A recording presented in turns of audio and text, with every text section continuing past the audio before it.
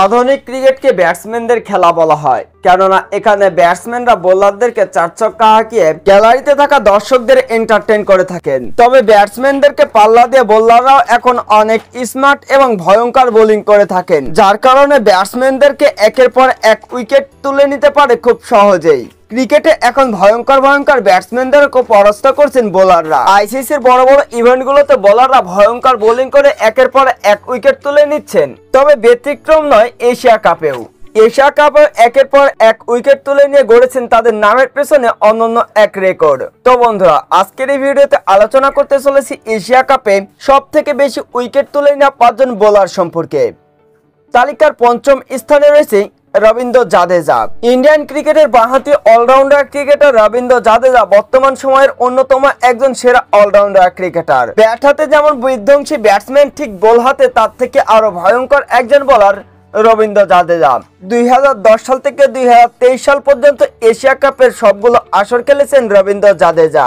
Asia কাপে রবীন্দ্র জাদেজা তিনি 20 ম্যাচে 18 ইনিংস বোলিং করেছেন এবং 25টি উইকেটও শিকার করেছেন রবীন্দ্র জাদেজা। এশিয়া কাপে 29 রানে 4 উইকেট তার বেস্ট বোলিং ফিগার ছিল। তালিকার চতুর্থ স্থানে রয়েছে সাইদ আজমল। পাকিস্তান ক্রিকেটের ডানহাতি off break bowler Saeed Ajmal 2008 সাল থেকে 2014 সাল পর্যন্ত পাকিস্তানের হয়ে 12 ম্যাচে 12 ইনিংস বোলিং করেন সাইদ আজমল এবং মাত্র 12 ইনিংসে অবশ্য 25টি উইকেট শিকার করেন সাইদ আজমল।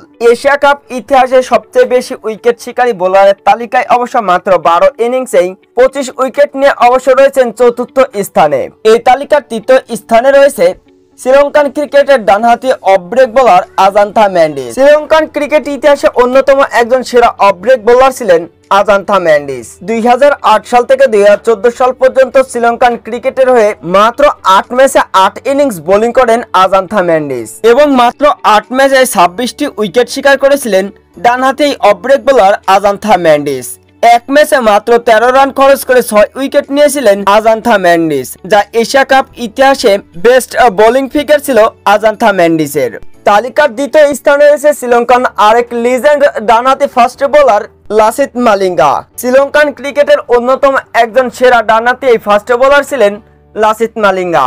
শুধু শ্রীলঙ্কার নয়, পুরো ক্রিকেট বিশ্বের অন্যতম একজন সেরা ভয়ঙ্কর বোলার ছিলেন লাসিথ মালিঙ্গা। 2008 সাল থেকে 2018 সাল পর্যন্ত শ্রীলঙ্কান ক্রিকেটের হয়ে এশিয়া কাপ খেলেছেন লাসিথ মালিঙ্গা, যেখানে 14 ম্যাচে 14 ইনিংস বোলিং করেছেন শ্রীলঙ্কান এই লিজেন্ডস বোলার লাসিথ মালিঙ্গা এবং মাত্র 14 ইনিংসেই 29টি উইকেট শিকার করেন লাসিথ মালিঙ্গা।